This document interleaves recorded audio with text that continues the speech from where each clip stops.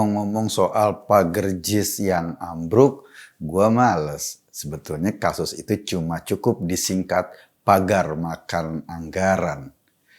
Ngomong soal Roy Suryo yang sekarang balik lagi ke kantor polisi juga, gue paling tinggal tunggu dramanya aja. Apakah keluar dengan kursi roda atau keluar nanti dengan sepatu roda? Kita nggak tahu drama apa lagi di kasus Roy Suryo. Tapi sekarang gue pengen ngomong soal Jokowi. Nah, ini yang menurut gue penting. Hari ini belakangan Jokowi baru saja melakukan kunjungan ke 3 negara besar di Asia. Yang pertama dia ke Cina, ke Jepang, terus ke Korea. Ada banyak agenda yang ingin disampaikan atau yang ingin diwujudkan oleh Jokowi. Berita-berita yang tersebar melulu soal investasi. Jadi Jepang, ketika Pak Jokowi ke Jepang, itu ada komitmen dari pengusaha-pengusaha Jepang untuk kembali mengucurkan investasi sebesar 75 triliun di Indonesia.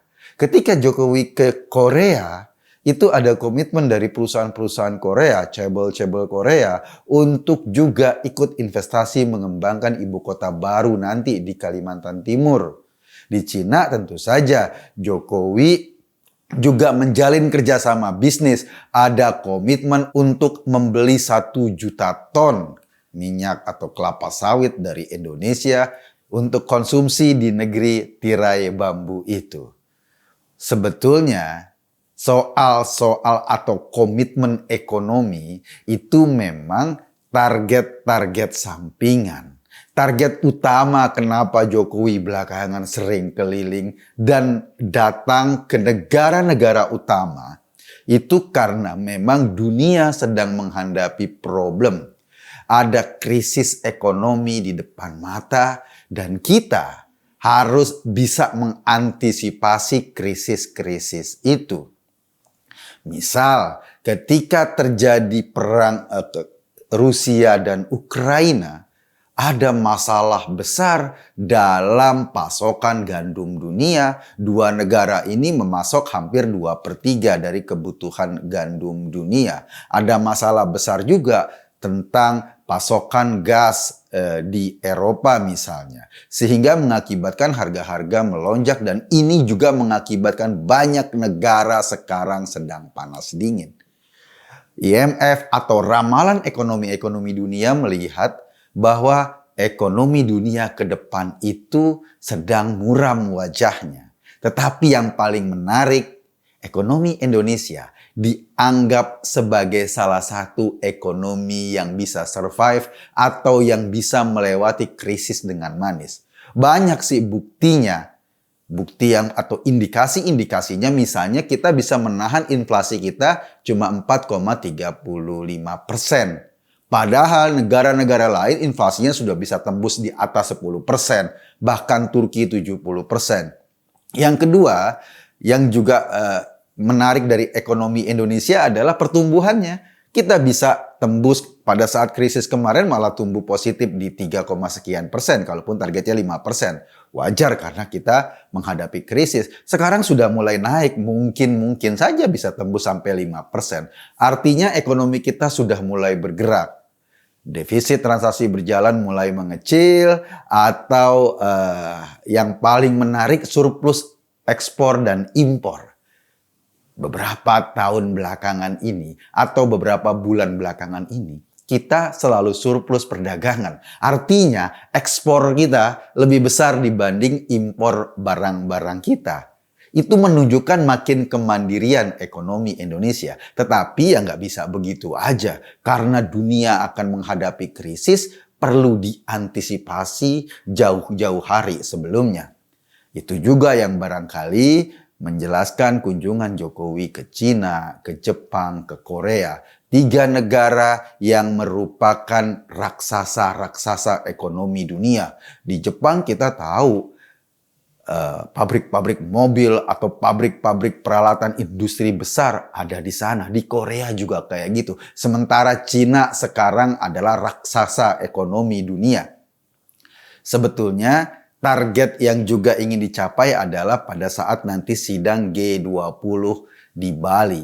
Karena negara-negara yang dikunjungi Pak Jokowi ini adalah negara-negara yang termasuk sebagai grup 20 atau grup 20. 20 negara dengan ekonomi terbesar di dunia. Selain Jepang, Cina, Korea, ada juga Amerika, Rusia, Brazil, ada India, dan lain-lain. Nanti pada bulan Oktober, mereka atau kepala-kepala negara G20 ini akan ngumpul di Bali.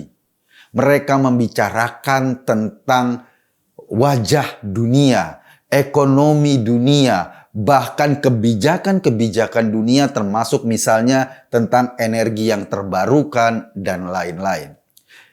Saat ini Indonesia menjadi presidensi G20, artinya menjadi pemimpin dari negara-negara tersebut. Dan pertemuan G20 di Bali ini merupakan pertemuan puncak yang mudah-mudahan bisa dicarikan jalan keluar dari krisis ekonomi yang sudah di depan mata. Sri Lanka kemarin memang sudah mengalami nasib buruk dari krisis ekonomi kita. Dan kita bersyukur. Sri Lanka, Sri di sana langka. Di Indonesia ada Sri Mulyani yang dengan cermat mengawal APBN kita sehingga realisasi pajak kita bisa lebih dari 100%. Dan kemudian kita malah surplus dari neraca pembayaran kita. Kemampuan Menteri Ekonomi ini udah diakui dunia. Sri Mulyani beberapa kali dinobatkan sebagai Menteri Ekonomi terbaik di dunia. Dan terbukti kemampuannya dalam mengelola keuangan negara kita. Sementara seorang Jokowi, iya Indonesia kali ini atau per hari ini ekonominya sedang baik-baik saja bila dibandingkan dengan banyak negara di dunia. Tetapi antisipasi harus ditetapkan atau harus dijalankan sekarang. Agar apa? Agar yang baik-baik saja ini makin lama terus makin berkembang. Kita diakui IMF sebagai negara dengan ekonomi paling stabil di tengah krisis. Kita juga diakui PBB atau Bank Dunia sebagai negara dengan stabilitas makroekonomi yang cukup terjaga. Tapi ini kan gak cukup. Kenapa? Karena badai mungkin akan datang ketika berbagai negara ambruk kena krisis.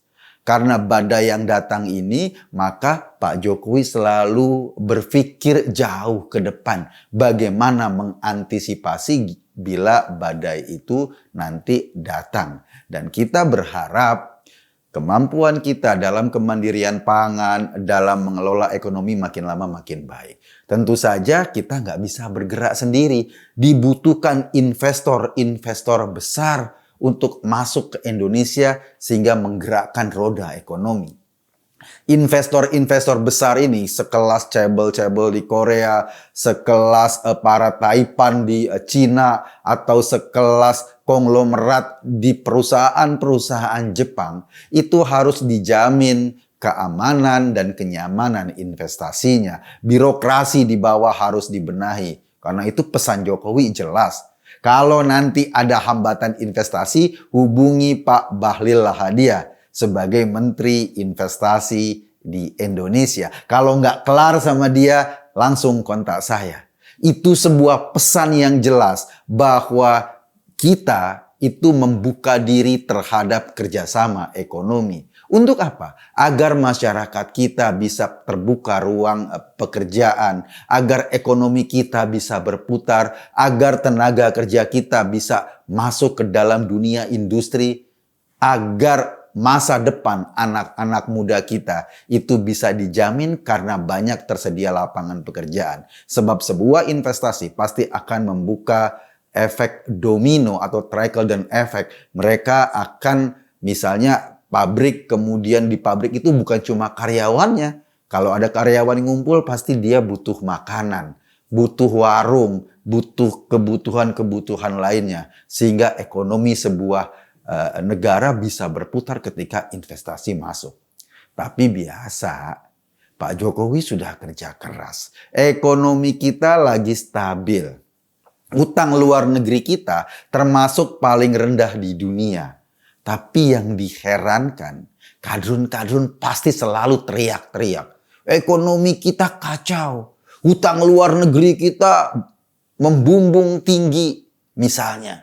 Atau statement-statement lain, dia bilang bahwa harga-harga di Indonesia naik dengan drastis. Gue bingung bagaimana cara dia mengambil kesimpulan itu. Kalau lo ngomong soal harga, indikator kenaikan harga kan inflasi. Inflasi kita relatif stabil di 4,3% atau 4,35%. Bahkan sebelum pandemi inflasi kita cuma 3% atau 2, sekian persen. Jadi nggak ada harga-harga yang melambung. Biasa-biasa saja. 1-2 komoditas atau 1-2 barang kebutuhan pokok mungkin ada yang tinggi. Misalnya kayak kasus minyak goreng kemarin. Tetapi kan bisa diantisipasi. Terus teriak-teriak. Utang luar negeri kita ini sudah sangat mengkhawatirkan. Nanti anak cucu kita dibebani hutang. Bro, makanya lo baca data dong. Lo tahu kan bahwa hutang itu kita bisa bandingkan dengan seluruh aset kita atau PDB kita. Hutang kita dibanding PDB jauh bro, nggak sampai sekian persennya. Masih sangat aman. Dan dibandingkan negara-negara di dunia, hutang luar negeri kita itu boleh dibilang sebagai negara dengan hutang paling aman. Itu soal hutang luar negeri kita. Terus juga ada yang teriak-teriak, ngapain Jokowi ke Cina? Ini nanti Cina akan mengkooptasi Indonesia. Bro, lo tahu nggak? Cina itu sekarang sebagai ekonomi terbesar di dunia. Yang paling kuat di dunia. Cuma negara bodoh saja yang tidak mengundang mereka untuk transfer teknologi. Yang tidak mengundang mereka untuk menanamkan investasi di sini.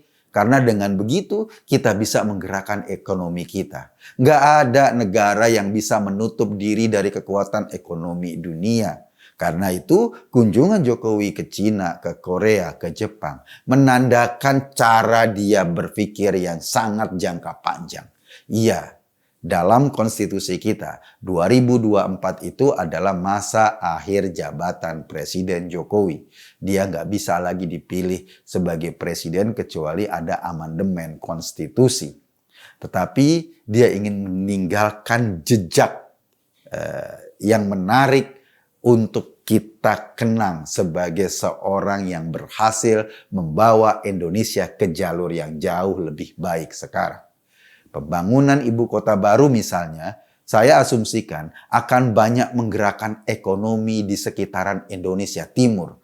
Di Kalimantan, Sulawesi, mungkin di Ambon, Maluku, di Papua. Itu bisa menggerakkan ekonomi kita. Bahkan ketika kita bisa mengambil sebagian besar saham di Freeport, dan kita bisa memaksa Freeport untuk membuat smelter di Indonesia, mengolah barang tambangnya di Indonesia, itu terjadi lonjakan efek ekonomi di sini. Ketika Jokowi membatasi ekspor nikel misalnya, terjadi lonjakan efek ekonomi terhadap pendapatan atau APBN kita. Dan kalau nanti seluruh barang tambang Freeport bisa diolah di sini, yang niatnya mungkin di Jember ada smelter Freeport, itu dampaknya akan luar biasa buat Indonesia.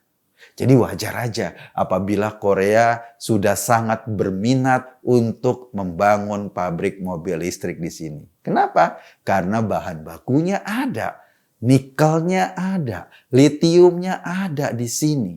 Dan kita akan menjadi negara dengan industri baterai litium terbesar untuk mensuplai mobil-mobil listrik.